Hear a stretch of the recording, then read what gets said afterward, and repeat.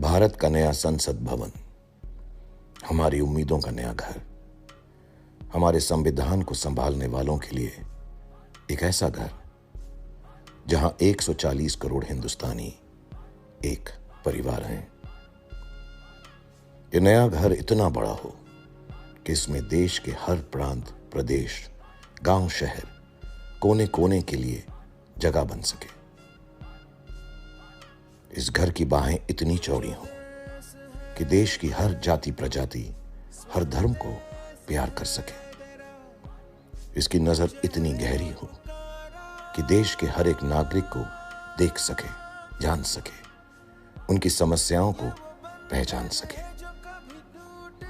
यहां सत्यमेव जयते का नारा स्लोगन नहीं, विश्वास हो।